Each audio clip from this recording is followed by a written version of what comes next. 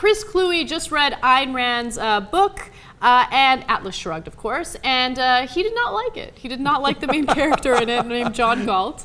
And the reason why is because he felt that John Galt was not one who's familiar with empathy and seems to be kind of selfish. So I like the piece that he wrote for Salon because I think that he points to a lot of libertarian fiscal policy that I also disagree with.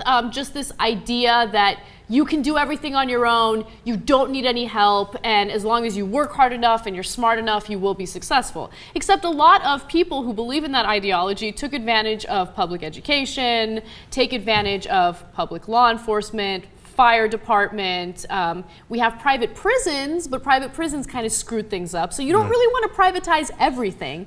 And Chris Kluwe brings that all up in his piece, and I think he did a good job. Of course, whenever you get into an argument with libertarians, well, no, that's not what it means. Or they'll say, oh, well, that's because it's the current system. But if it was the other system, and then I could have private cops, and then your house can burn down, but mine won't because I have the private firefighter. And all right, okay. And look, they're legitimate libertarians who, by the way, I agree with on 50% of the issues. Get the government policy. out of our get out of the wars, get out of our lives, stop spying on us, et cetera, et cetera. So I don't want to belittle the whole movement, but I really think Kluwe's right when he says, look, this whole idea of going to an extreme, whether it's the extreme of communism where the government is always right and should control everything, and now that's me saying it, not Kluwe. Or the other extreme that Kluwe talks about, libertarianism, where the government is terrible and should have no role, and everybody should be a Superman, as Ayn Rand talks about and alludes to, right? And I'm in it for myself, and I have no,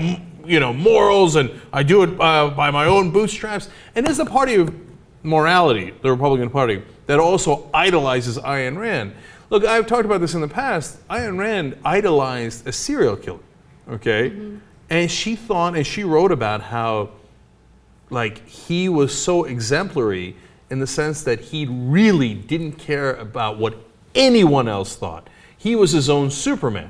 He was beyond the morals of the rest of society. Sounds like the kind of guy normal people should idolize. Yeah.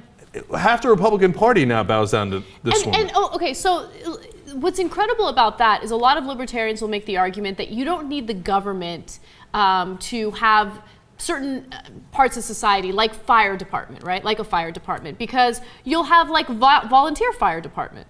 You'll have people who will do it for free, which, by the way, a lot of rural areas do have that. But at the same time, you can't just depend on people to be volunteers, and you can't make the assumption that everyone is genuinely a good person, that everyone wants to take care of everyone else. And it ironically sounds like communism. Oh no, everybody will just take whatever they need and work as hard as they can, but they won't take any more than that. But they'll give you as much. On which planet? So they idolize people who don't care about others, but then make the argument that under a libertarian society, everyone will take care of one another. Exactly. And then they go to, no, it's because it's all in their self-interest. But then you're losing sight of short-term and long-term interest. So for example, the explosion at the West Texas plant that killed all those people, right? Now they say, no. See, they'll learn from that they shouldn't pack all those explosives in the same plant.